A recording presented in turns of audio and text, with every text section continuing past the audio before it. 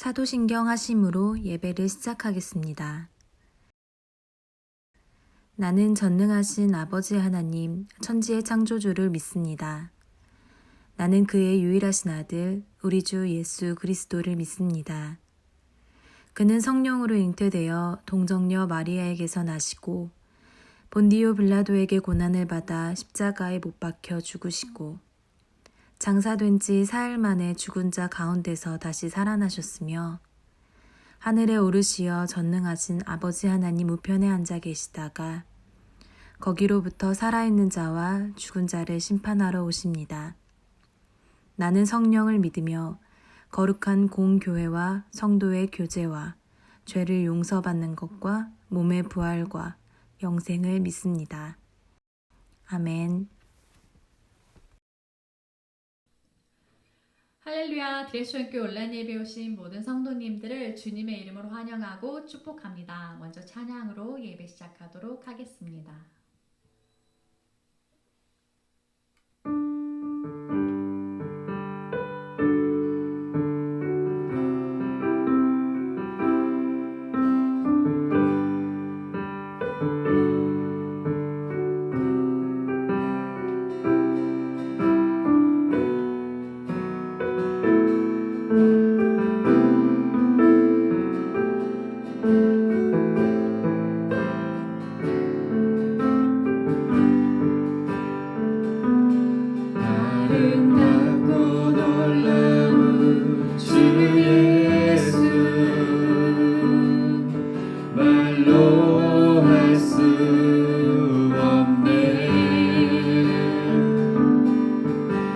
증명할 수 없는 위엄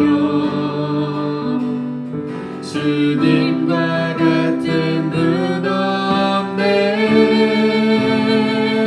한없는 그 지혜와 사랑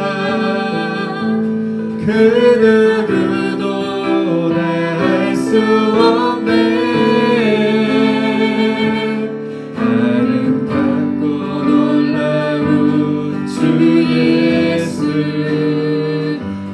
보좌에 앉으셨네 주님 앞에 내가 서 있네 주 앞에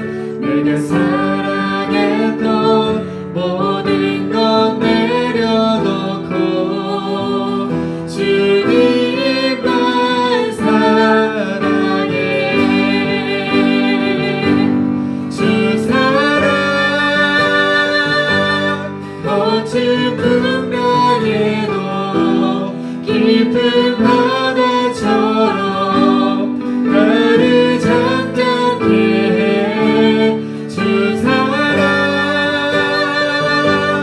내 영혼의 반석 그 사랑 위에 서리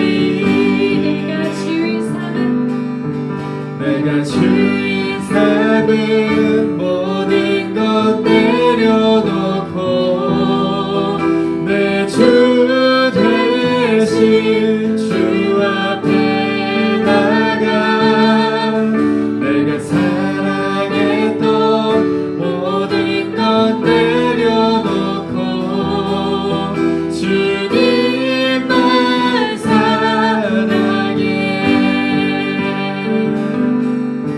내가 주인 삼은 모든 것 내려놓고 내 주 대신 주 앞에 나가 내가 사랑했던 모든 것 내려놓고 주님만 사랑해 주 사랑 거친 풍랑에도 깊은 바다처럼 나를 잠잠케 해 주 사랑 내 영혼의 반석 그 사랑 위에 서리 주 사랑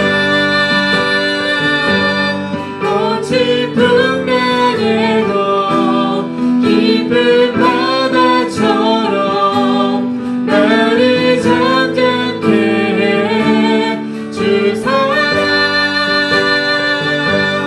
내 영혼의 반석 그 사랑 위에 서리 그 사랑 위에 서리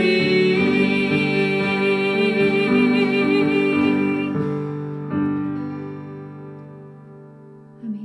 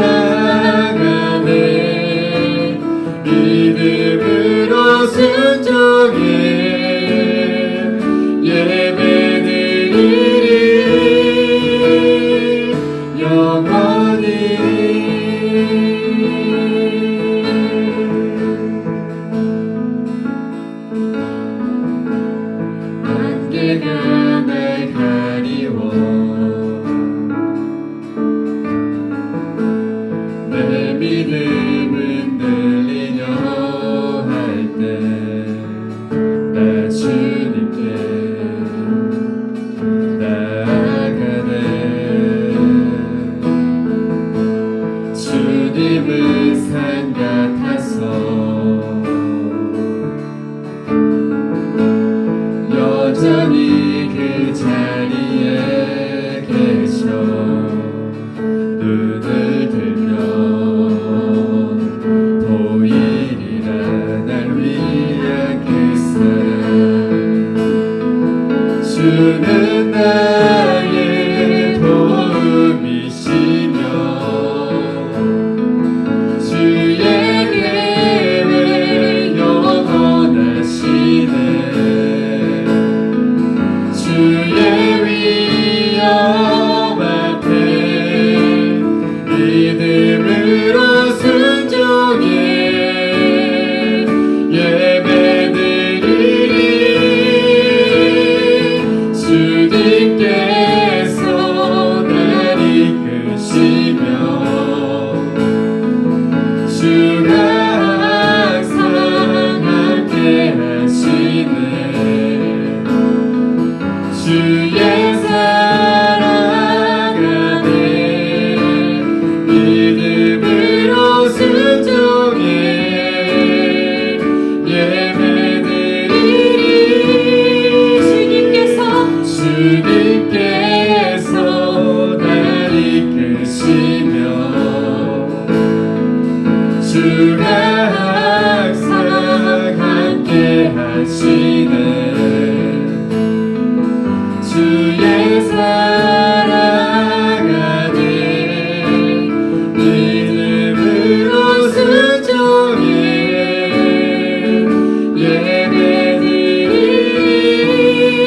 예배드리리. 영원히.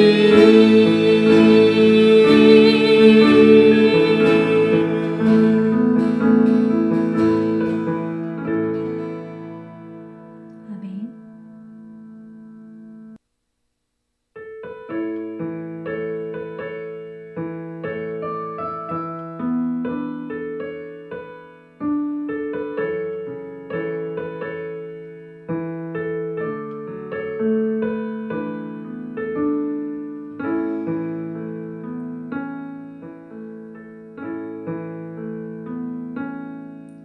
나보다 먼저 날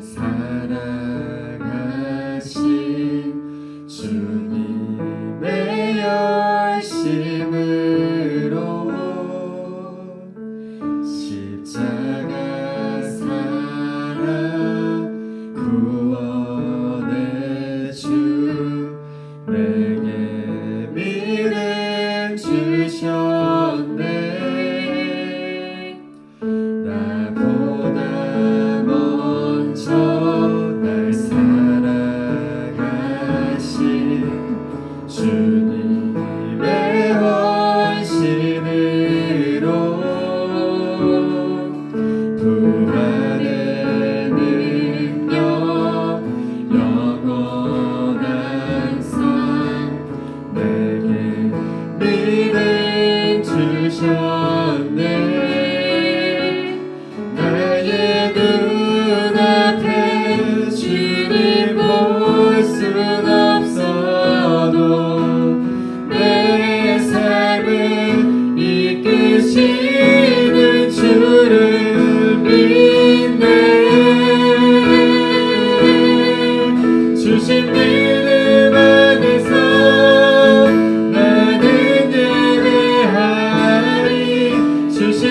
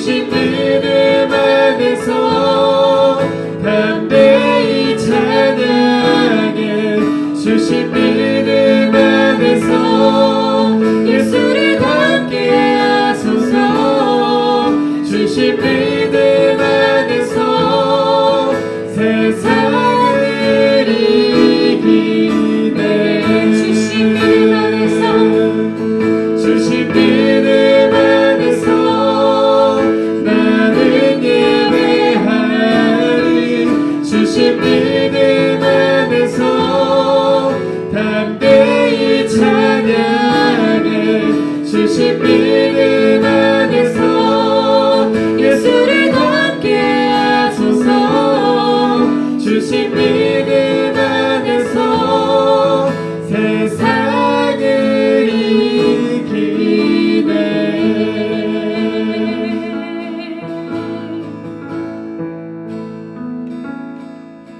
나보다 먼저 날 사랑하신 주님의 헌신으로 부활의 능력 영원한 삶 내게 믿음 주셨네.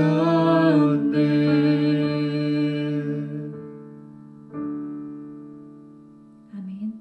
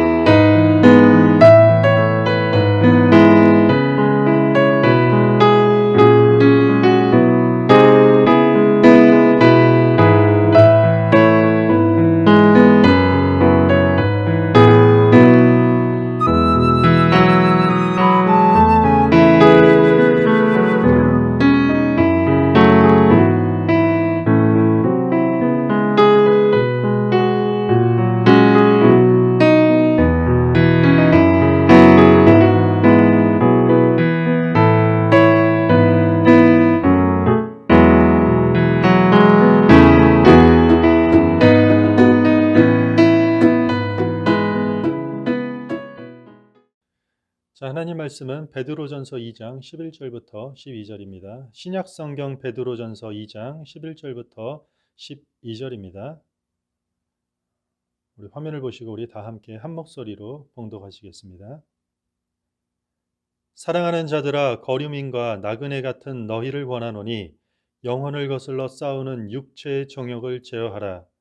너희가 이방인 중에서 행실을 선하게 가져 너희를 악행한다고 비방하는 자들로 하여금 너희 선한 일을 보고 오시는 날에 하나님께 영광을 돌리게 하려 함이라. 아멘. 저 오늘 말씀 제목은 없다 대 있다, 없다 대 있다라는 주제로 하나님 말씀을 함께 나누도록 하겠습니다. 자, 오늘 방금 전 저희가 읽은 말씀은 베드로전서입니다. 베드로전서는 서신서입니다. 말 그대로 이게 편지 형식입니다. 그러니까 당연히 보내는 사람이 있죠. 발신자가 베드로, 예수님의 제자였던 사도 베드로입니다.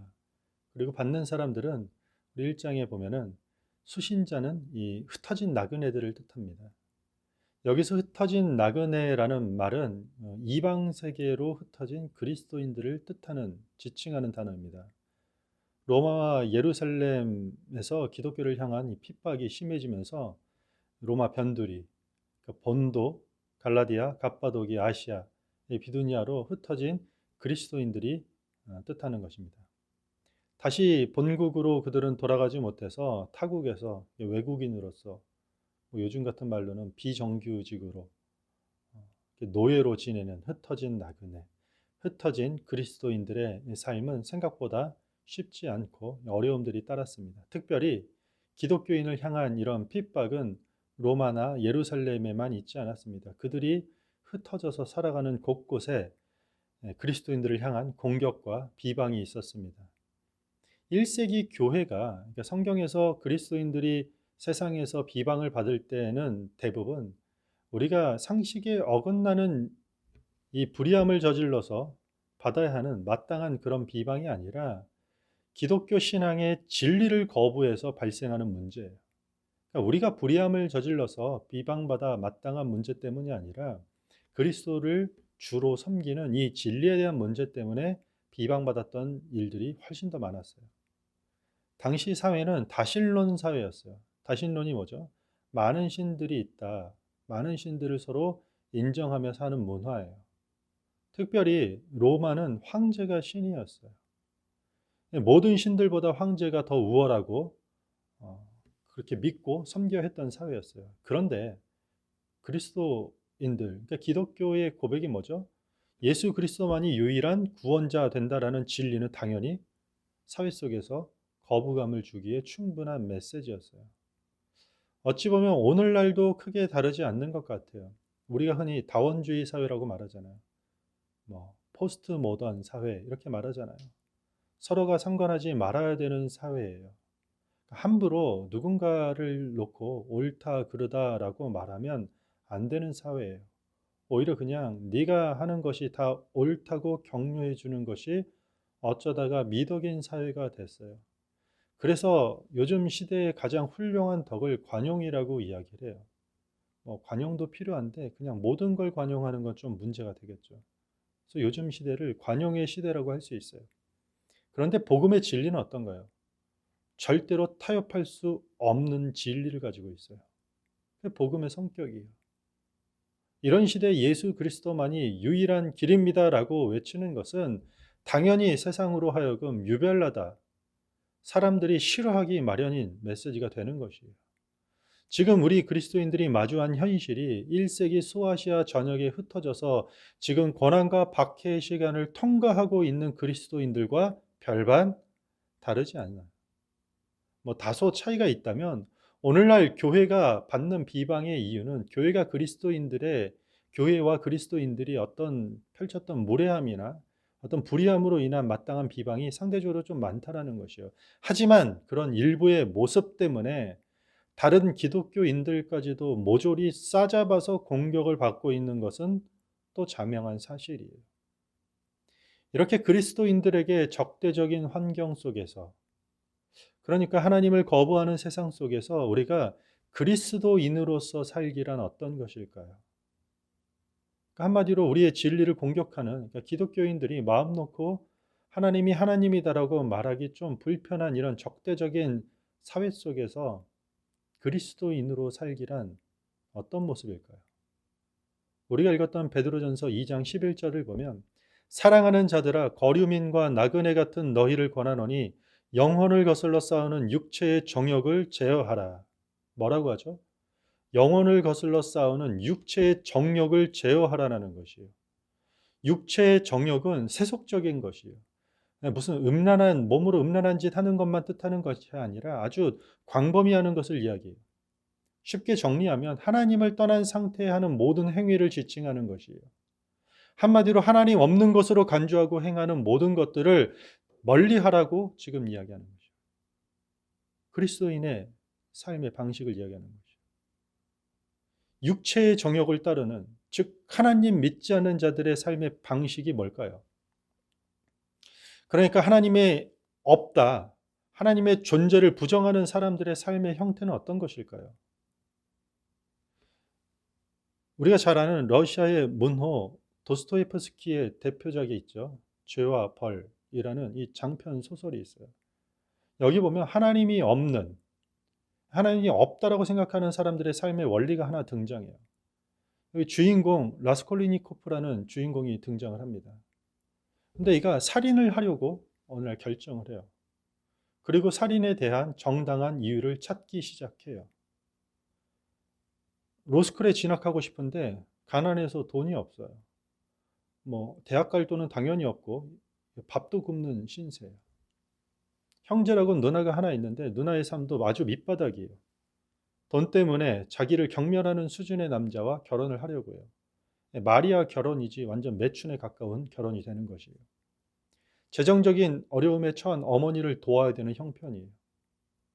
그래서 전당포의 물건을 맡고 그리고 하루하루를 연명하는 삶에 놓여 있는 것이죠. 그런데 전당포에 갈 때마다 그 전당포 주인이 어리숙한 조카를 노예 부르듯이 끔찍하게 대하는 것을 자주 목격하게 돼요. 그는 여기서 살인을 결정을 해요. 그리고 정당한 이유를 여기서 찾아요. 저 전당포 주인이 죽지 않을 만한 이유가 없다. 나는 그 돈을 갈취해서 그 돈으로 공부도 하고 어머니도 돕고 그리고 노예처럼 부려지고 있는 저 전당포 주인의 조카에게 자유도 주고 그리고 전당포에 얽혀있는 수많은 사람들의 채무 관계도 해결하자. 살인해도 되겠구나. 정당하겠구나. 전당포 주인을 죽이면 모든 것이 해결되고 세상이 좋아질 거라고 생각하고 결심을 해요. 그런데 자꾸 살인을 하려고 하니까 마음에 걸려요. 계속 스스로를 정당화해요. 뭐라고 얘기하는지 아십니까? 지금 내 살인을 저지르기 위해 이 불편한 마음들은 그냥 관습적인 도덕에 의해 만들어진 가책일 뿐이야.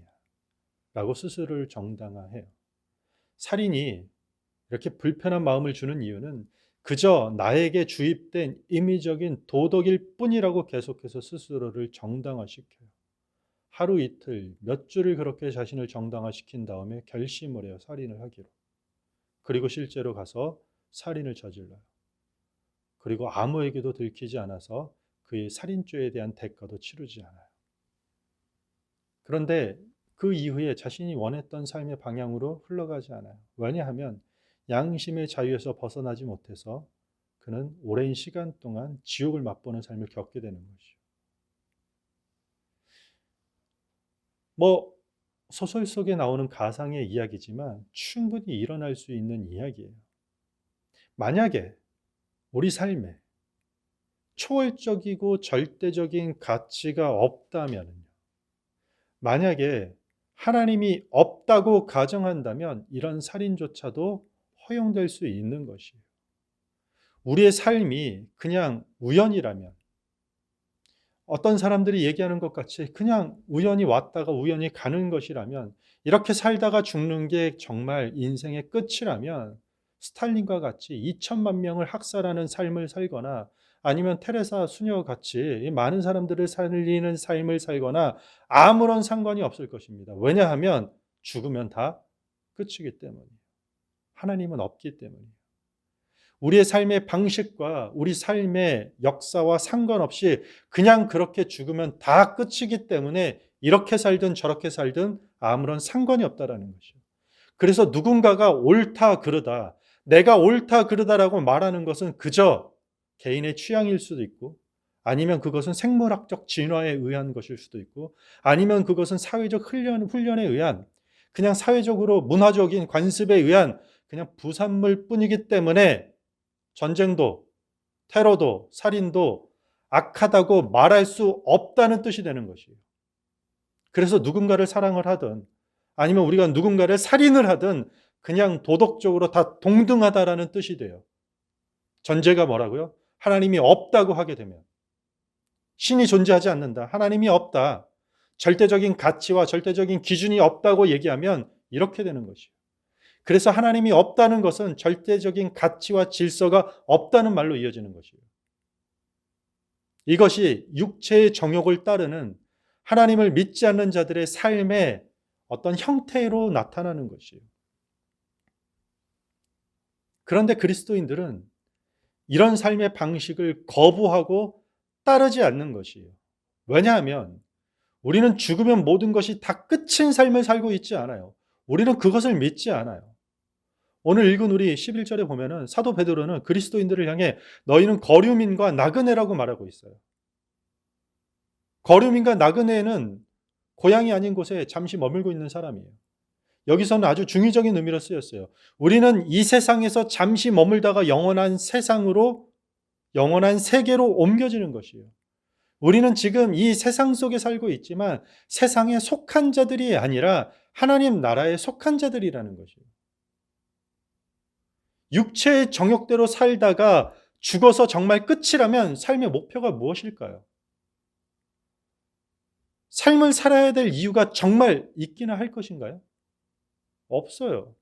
죽으면 다 썩어져서 끝나는 것이 우리의 마지막이라면 정말로 삶의 의미는 없는 것이에요.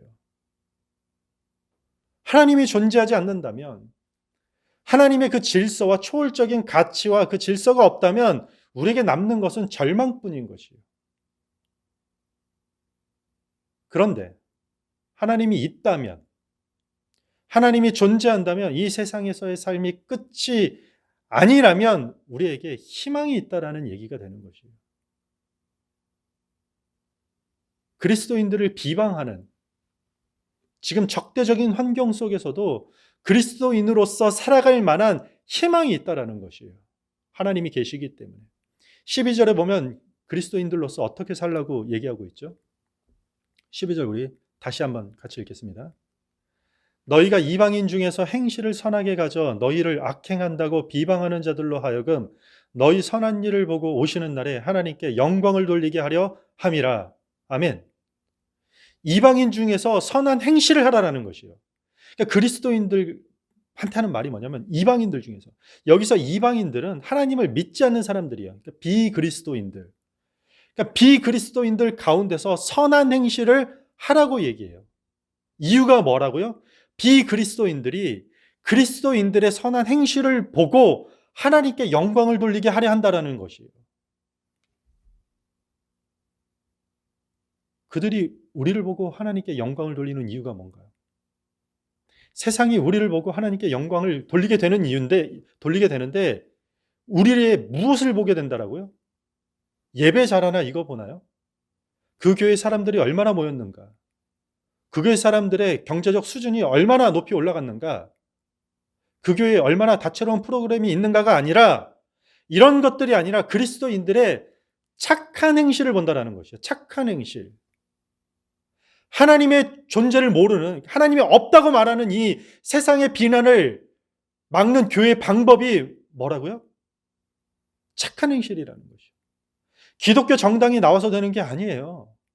더 큰 교회가 나오는 것이 아니에요. 더 성공한 사람들이 교회 안에서 나오는 것이 아니라는 것이에요. 선한 행실이라는 것이요. 선한 행실. 이것이 세상 속에서 하나님도 복음도 모르는 사람들에게 둘러싸여 있는 교회가 받은 전략이자 사명이 되는 것이에요. 우리가 하나님이 없다고 그런 존재는 없다고 부정하는 세상 속에 둘러싸여 있잖아요. 그런 우리가 받은 전략이자 사명이 뭐냐면 그 하나님이 없다는 세상 속에서 선한 행실을 펼치는 것이에요.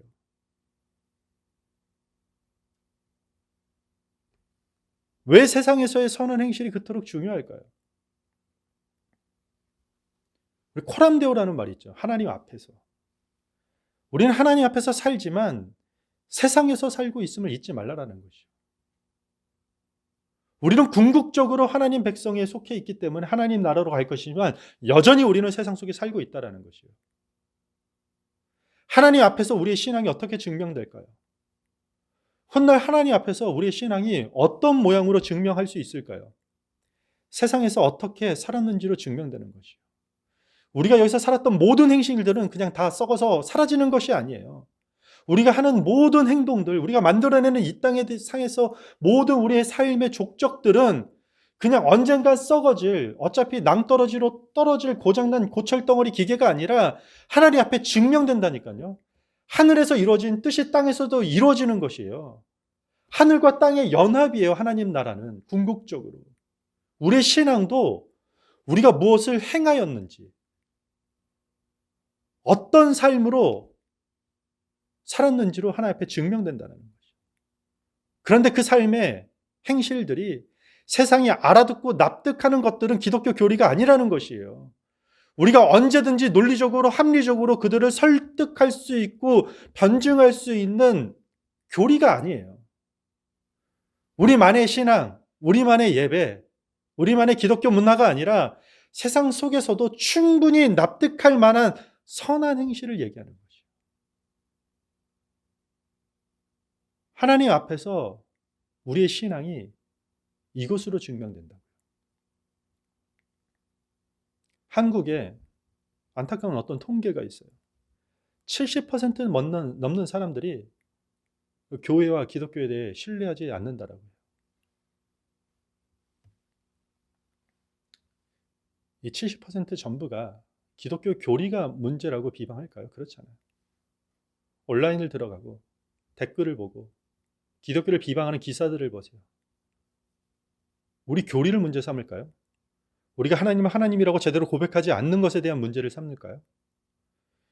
그리스도의 십자가의 복음을 믿지 않아서 문제가 되는 것일까요?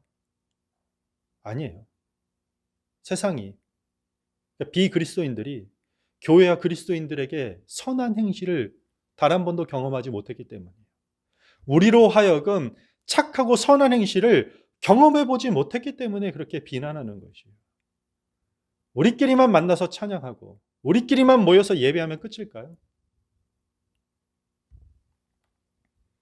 우리가 믿는 기독교는요, 우리만 모여서 영광을 돌리는 것이 아니에요. 우리만 커져서 우리만 똘똘 뭉쳐서 복받는 것이 기독교가 아니라는 것이에요. 세상이 우리를 보고 하나님을 보게 되는 것이요. 그리고 그들이 하나님께 영광을 돌리게 되는 것이요. 놀라운 일 아닙니까? 우리의 착한 행실을 보고 그들이 하나님께 영광을 돌리게 된다는 거죠. 주체가 그들이에요. 하나님은 우리를 통해서만 영광받는 분이 아니라 우리의 착한 행실을 통해서 이방인들이, 비그리스도인들이 우리의 행실을 보고 우리를 통해서 진짜 빛 대신 예수 그리스도를 바라보게 된다는 것이에요. 그게 하나님께 영광이 되는 일이에요. 버나비에 가도 그런 분들 많더라고요. 길거리에서 피켓 들고 십자가 들고 예수 천당 불신자 외친다고 되는 일이 아니에요. 하나님이 없다고 여기는 사람들에게 그렇게 말한다고 아무런 영향력을 끼칠 수 없다는 것이죠. 우리의 믿음을, 하나님이 있다라고 이야기하고 있는 우리의 믿음을 선한 행실로 번역해서 세상에 전해야 되는 것이죠. 선한 행실은 교회와 세상이 유일하게 소통할 수 있는 언어예요. 우리가 세상 속에서 살아가면서 하나님이 없다고 말하는 세상 가운데 유일하게 소통할 수 있는 언어가 바로 선한 행실이에요. 한 번도 기독교 역사에서, 아니 온 인류의 역사에서 기독교인들이 선한 행실을 베풀었던 것을 가지고 우리가 공격받았던 적은 없어요. 그걸 가지고 비방했던 적은 없다라는 것이에요. 이 선한 행실의 모범이 누구인가요? 마가복음 10장 45절에 보면 인자가 온 곳은 섬김을 받으려 함이 아니라 도리어 섬기려 하고 자기 목숨을 많은 사람의 대속물로 주려 함이니라. 아멘. 예수 그리스도가 이 땅에 오신 핵심은 섬김을 받으려는 것이 아니라 섬기려 왔다라는 것이에요.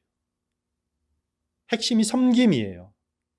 그래서 착한 행실의 핵심은 섬김이 되는 것이에요. 우리의 선한 행실은 섬김과 연결되는 것이에요. 여러분들은 누군가를 잘 섬기는 삶을 살고 계십니까? 나에게 소중하고 좋은 사람들을 진짜 잘 섬기고 계십니까, 여러분들은? 그런데 그리스도인의 섬김의 대상은 내가 좋아하는 사람들로 국한되는 것이 아니라 우리를 비방하는, 때로는 우리를 공격하는, 한마디로 내가 별로 좋아하지 않는 사람들까지 확장되는 것이에요. 여러분들 직장 동료들 섬기고 계십니까? 교회 공동체를 잘 섬기십니까? 만나는 사람들에게 은근히 대접받기만 바라십니까? 아니면 어떻게 해서든지 내가 더 섬기는 사람이 되고자 노력하고 계십니까?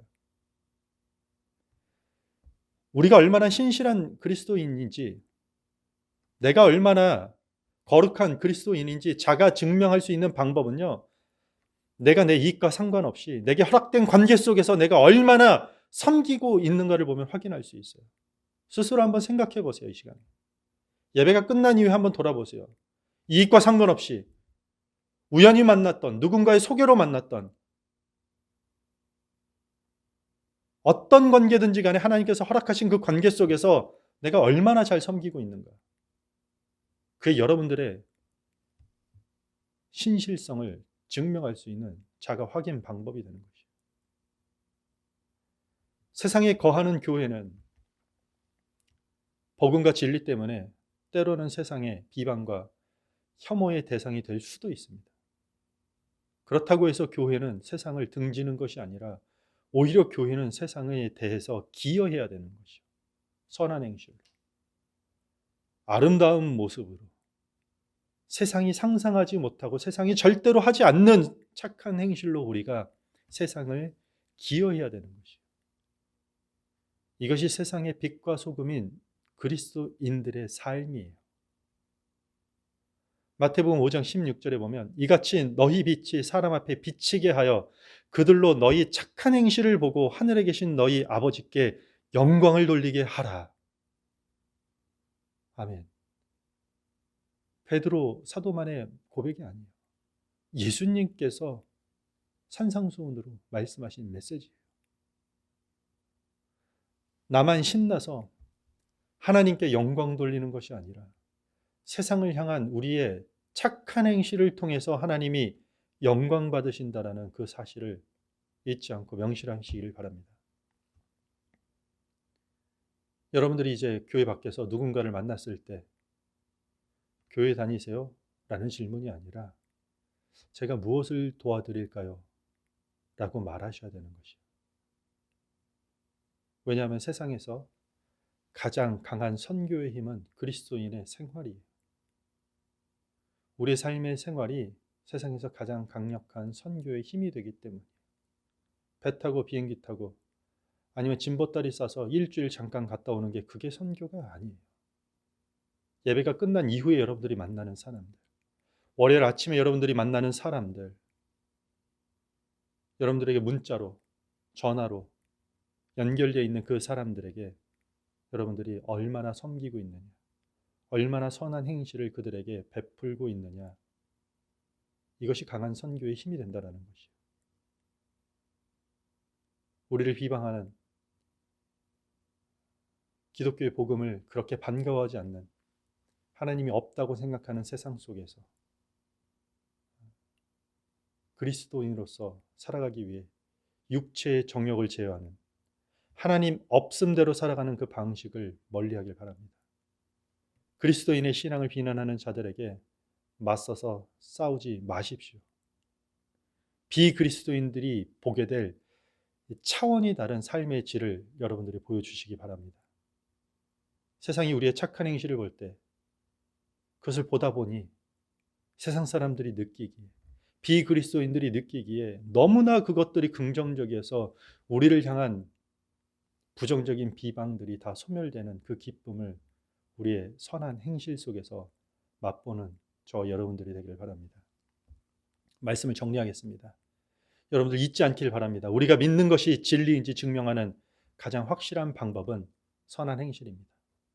우리는 논리로, 법과 어떤 절차로 진리를 세상에 관철시키는 것이 아닙니다. 때론 부당한 상황 속에서도, 고난 중에도 더욱더 누구보다도 선을 행하는 모습이 그리스도인의 삶입니다. 자신의 권리만 주장하고 자기 이익만 추구하는 이 세상에서 우리는 희생과 섬김을 실천하는 교회가 되는 것이고, 그런 착한 행실을 실천하는 그리스도인이 되는 것입니다. 하나님이 없다고 하는 사람들이 많이 있습니다. 그들에게 하나님이 있다고 소리치지 않길 바랍니다. 없다고 생각하는 사람들에게 있다고 강요하지 마세요. 하나님이 없다고 생각하는 사람들에게 하나님이 있다고 믿는 우리가 먼저 선한 행실을 보여주길 바랍니다. 말이 아닌 삶으로 제발 보여주기 바랍니다. 부정한 세상에서 정직하고 영예롭게 사는 저 여러분이 되면 참 좋겠습니다. 하나님의 존재하심이라는 이 진리의 정당성을 착한 행실이라는 진리의 자발성으로 이동시키는 그러한 교회와 그러한 성도가 되기를 주님의 이름으로 축복합니다. 우리 찬양하겠습니다. 주님은 산 같아서, 주님은 산 같아서 우리 함께 찬양하겠습니다.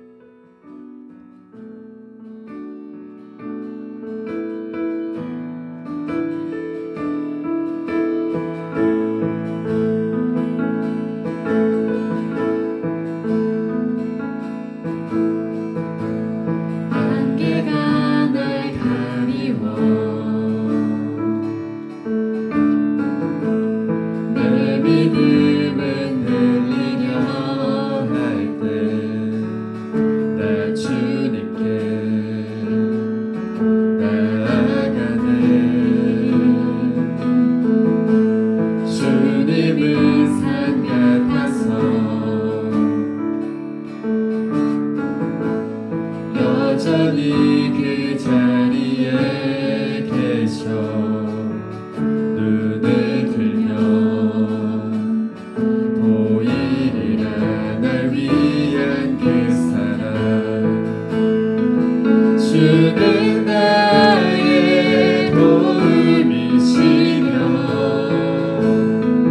주의 계획 영원하시네. 주의 위엄 앞에 믿음으로 순종해 예배드리리. 주님께서 나를 이끄시며 주가 항상 함께 하시네. 주의 사랑 안에 믿음으로 순종해 예배드리리. 영원히.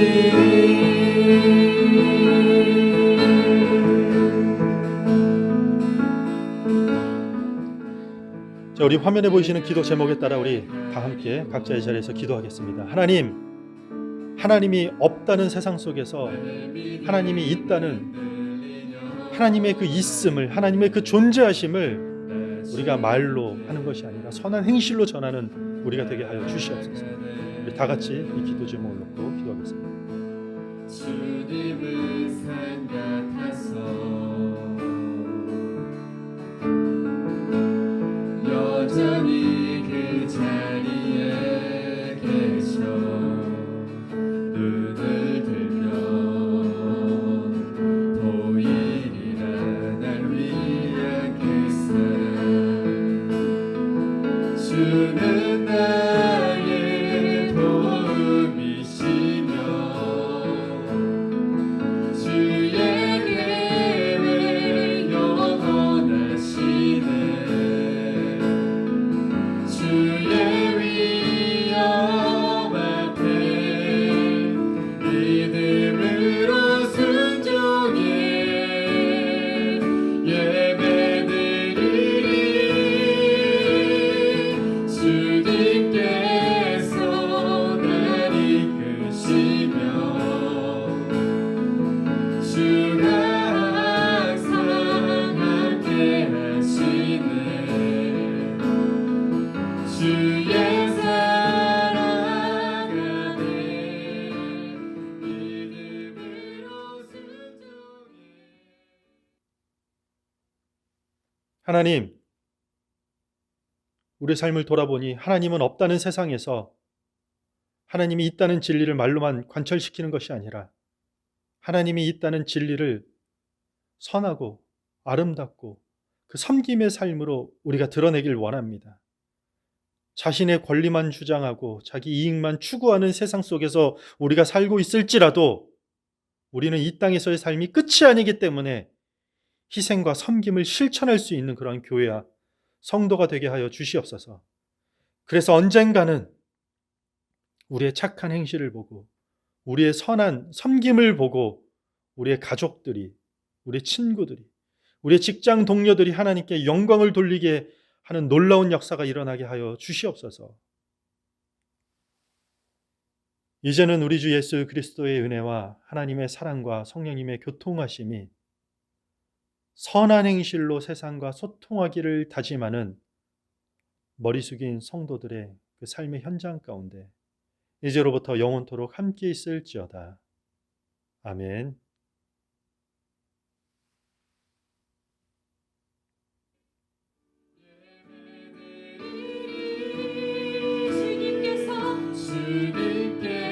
주님께서 날 이끄시며